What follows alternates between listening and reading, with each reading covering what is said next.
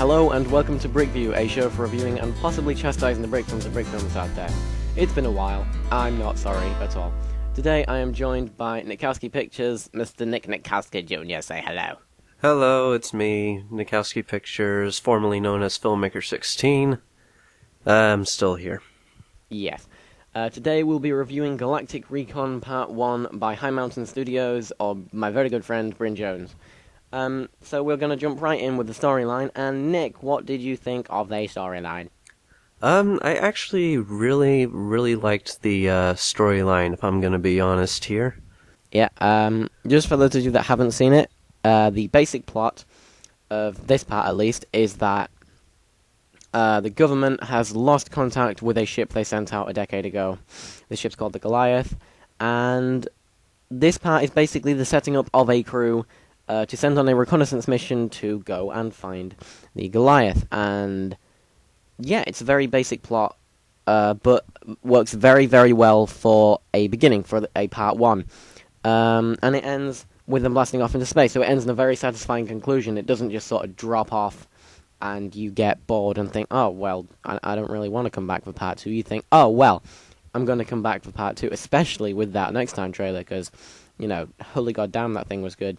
Oh, yes, you can never go wrong with a next time trailer in the part one. So, yeah, the storyline was great. It did not delve into any of the cliche sci-fi storylines. It was very original and was written very well, and, you know, everything worked exceptionally brilliantly, including my voice acting. So now we're going to move on to the animation. What do you think, Mr. Nitkowski?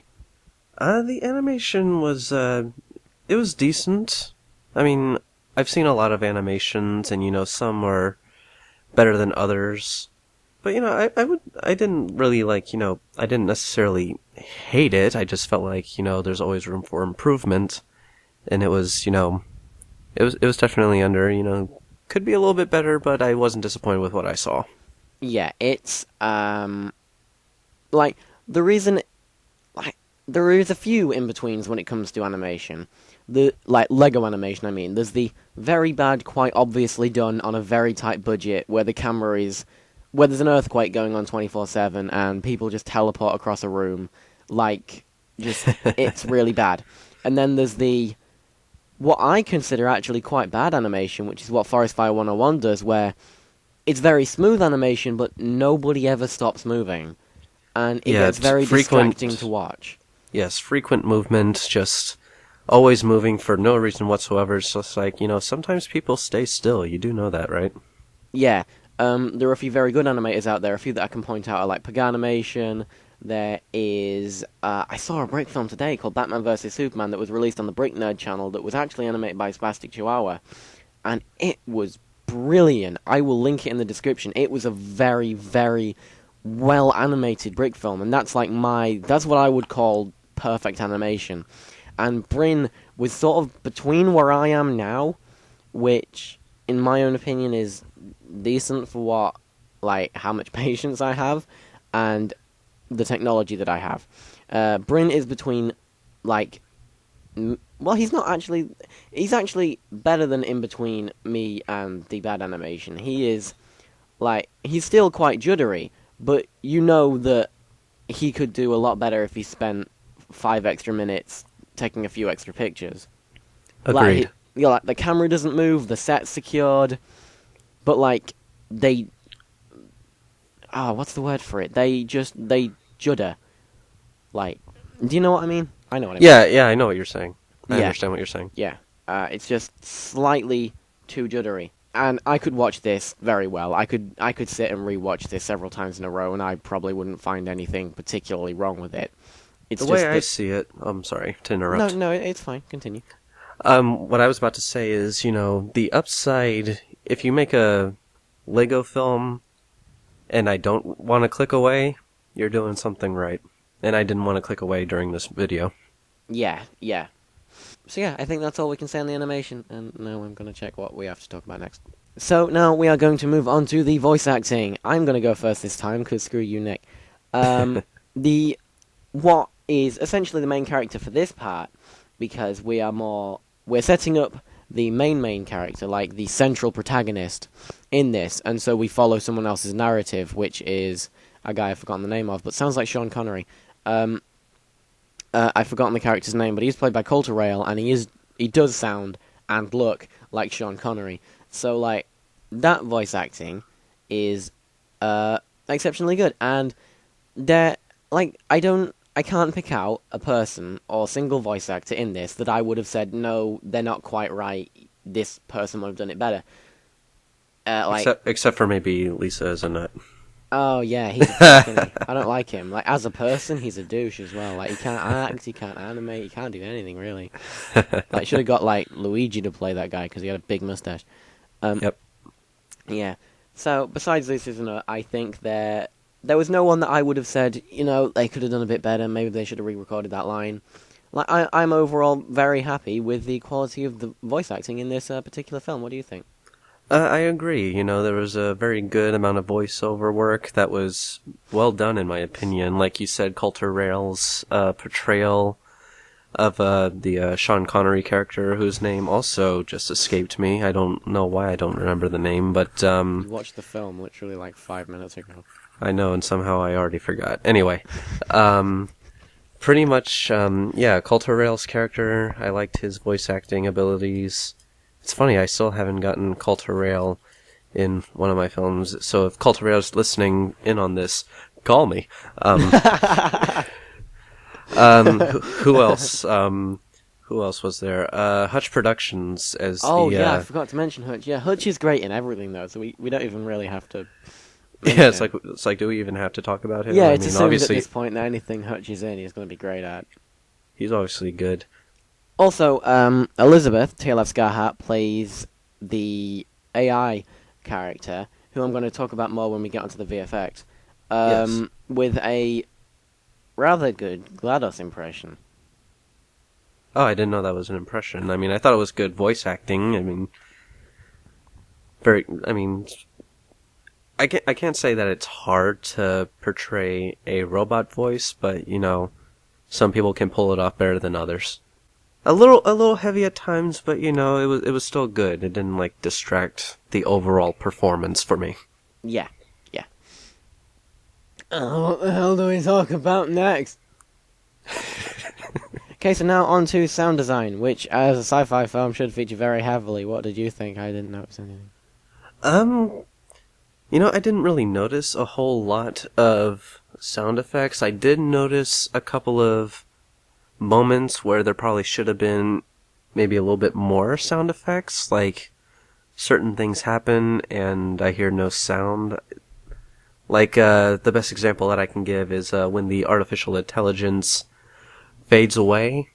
Oh, yeah, I remember that, yeah. And there was, no sound effect, and I would have liked just, a little bit, like a power down sound, like a ooh, or something like that, you know what I'm saying? Yeah, I know what you're saying, yeah. A lot of Brick films tend to suffer from that, though, where, obviously it's stop motion, so there's no environmental sound effects already. Like, when you do live action, there's a certain amount there, like footsteps and stuff. A lot of people do footsteps nowadays, because, since Forest Fire 101, a lot of people... I'm sorry to keep using him as an example, but he's, the most well-known Brick filmer, so... a lot of people start because of him, so, a lot of people already have the idea that they have to do footsteps, so... Footsteps aren't really a concern anymore, but what is a concern is, things like someone moving a mouse, or, various... Because, ambience. When you're on a street, you want to hear... Yes, ambience. You want to hear, yes. Birds, you want to hear background. You don't want just silence. That's not natural, and it bothers me a tiny bit. You don't need overwhelming ambience, but you want just that bit there for you to go, oh, this is a real world. This is inhabited. There is things going on other than what I'm seeing. Yes, I agree. You want a little bit of, inhabitants in the world that you're setting up. You don't want it to be overly silent, but you need to have something there. Right, now, onto the more interesting part of editing, for most people. The visual effects, which there was a heavy amount in this film. There was a heavy amount. It's, almost to the point of overwhelming. This is way beyond anything that I can even hope to accomplish in my films, to be honest. Yeah, I'm gonna get onto what I think in a little bit after you, because I'm gonna seem like a complete jackass. So, Nick, Okay. you go first. I'll go first then. There's really not a delicate way to put it. I didn't think all of the visual effects worked in the elements that were given. I appreciate what was being attempted to do and to accomplish, but I don't think every little thing worked. Like, the best example that I can give, this one little thing, is what really bugged me. One of the characters attempts to jump and fails to reach the other part that he was jumping to, and so the character falls and lands on a hover car, or a hover taxi, whichever one it was. Yeah. And the character fell just a little bit way too slow for a fall. Oh, yeah. I remember that bit, yeah. That's just one example out of many. Again, I'm not trying to be mean, just, again, I pride myself in constructive criticisms, not mean hate. Yeah. A lot of little things like that I could overlook, but the one thing, like, VFX is used quite a lot nowadays, because some people don't have the Lego to build massive sets, some people don't know how to shoot miniatures, all this stuff, but I feel there was an overuse in CGI sets. Yes, I agree. That's what that's really saying. my only complaint with the VFX. Like, the rest of it works with everything. Like, I can forgive little things like someone falling too slow. I can forgive, maybe someone landing a little bit weirdly on a roof. I'm not saying that's one of the things. That's just something that I remember someone landed on a roof. Yeah, that was just a little tiny. That was a little tiny nitpick for me personally, but I mean, in the grand scale of things, yes, there were quite a few painfully obvious CGI shots of ships and pretty much environment and sets and all that stuff. A lot of green screen use, which, is noticeable sometimes. Or, maybe all the time. Green screen use is something that bothers me sometimes. Like, if it's used sparingly, I can overlook when it doesn't look quite so good, but overuse of green screen annoys me. I wouldn't say it was overused in Galactic Recon. It was used where necessary. Yes. But it was the pure CGI that I didn't enjoy quite so much. Like, the city, like a building was CGI, and a hovering limo was CGI, and the whole Niso base was CGI, and the ship was CGI, and yes, like, just a lot of things were CGI when they could, like, the city. Okay, I get it. You can't build a whole city.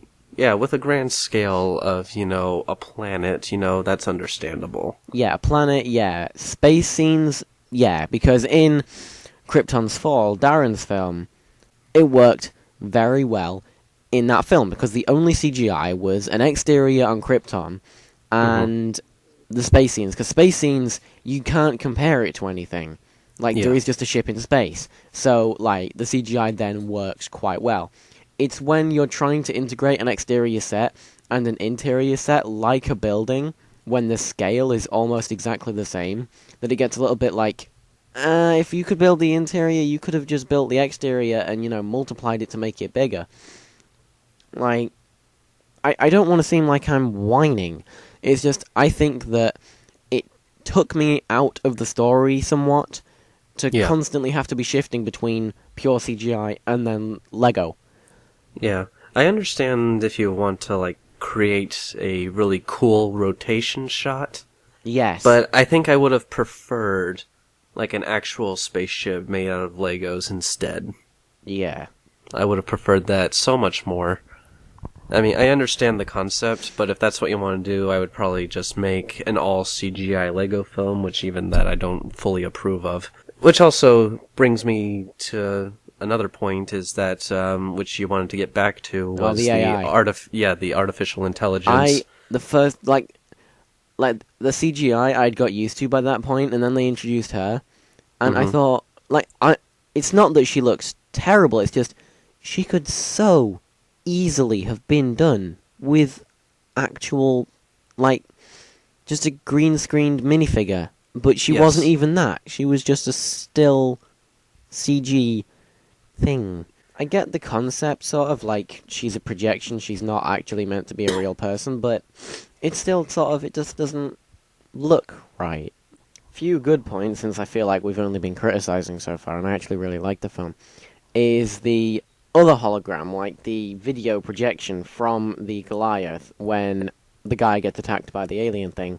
And that's a good example, because that was used with actual Legos. Yeah, that was very well done, as were, like, some of the green screen shots. Like, on the roof, I actually really like that. Like, the fraying is a little bit just too extreme, but otherwise I really like the use of green screen to make it look like, I think that scene was set at sunset, wasn't it? Yeah, I believe so. Yeah, I love it. I love it when people integrate time of day into films that isn't just night. Which people don't usually do. They don't usually incorporate sunset. It's usually either bright day or dark night. Yeah, and I love that. I love it when it's like sunrise or like twilight or dusk or just anything like that. It's just so brilliant. And like that scene, it was just amazing. Like, I've got 2 films, neither released so far. It's Natter Desert Chapter 4 and Doctor Who Parasite. Both of those have sunsets in them. Also, the one bit of CGI that I thought, oh, well, that's just brilliant, was when the ship, I forgot the name of, took off at the end. That was brilliant. I like that. Because the sound effects also complemented that very well. It was just, you know... Yes. Like, you could feel the ship going. Okay, so the next is supposed to be spoilers, but like I said earlier, I think, it's a beginning. So you can't really spoil anything. You know, people go, people do stuff, people go into space. And then there's the next time trailer. And then people talk, and then they introduce characters, and then they go into space, and one of them breaks a training robot. Yes, one of them Heavy breaks spoiler a training. there. Training Robot 3, Greg, dies in this film. I went to his funeral. Oh. I spoke a eulogy. It was touching and spoke of his many, many achievements of nothing. So, now we will get on to our scores. And just to remind everybody of what those are, I will open the document so I can remind myself of what they are. Okay, here are these scores. 1 is awful, 2 is bad, 3 is not good, 4 is below average, 5 is average, 6 is above average, 7 is great, 8 is grandiose, 9 is awesome, and 10 is oh my god! So, Nick, what do you think of Galactic Recon Part 1? I just elbowed something. You said that 5 is average? 5 is average. Then I would probably go about... I'd probably give it about a 6. I would say it was above average. I liked the attempt. Like I said, I liked the story. I liked the character development in the stories. I just like this introduction into this world that he tried to create. But like I said, there were a couple of things that I probably would have done a little differently, especially in terms of excessive CGI use. But yeah, overall, I'd probably give it a above average rating, 6. I'm torn between a 6 and a 7. A 6 on a filmmaking scale, but a 7 on an overall product scale. Because while there are all these things that I pick at and just are really snobbish about, the overall film I really, really enjoyed, and it was a massive joy to participate in and a great bit of fun to watch. So I think it deserves the highest score of being classed as great, because I felt very happy while watching this, and I would quite happily watch it again. And it's got a 14-minute runtime, and I know that I produce quite long films, but I don't have the patience to watch something that long, and I sat there quite happily and stared at it. So there are our scores, a 6 from Nick and a 7 from me. The first parts of things always tend to get rated a little bit lower than the rest of the film, like Deathly Hallows Part 1 and any other Part 1 that's come out after that, because God, everything's doing it now. So yes, we will return for part 2, and I will return with Nick, because this is going to be a mini-series. It's going to be BrickView Reviews Galactic Recon, and it's going to be great. And maybe occasionally we'll have guest reviewers, and maybe occasionally we won't, and it'll just be us. So, yes, this was us reviewing Galactic Recon Part 1 by HighMountainStudios / Brandon Jones. Why? Say bye. Goodbye. Bye, I love you all. I actually don't. You all smell funny. And now I'm gonna take out these f***ing headphones. Okay, I guess that's our end. British films, featuring rather spiffing moustaches.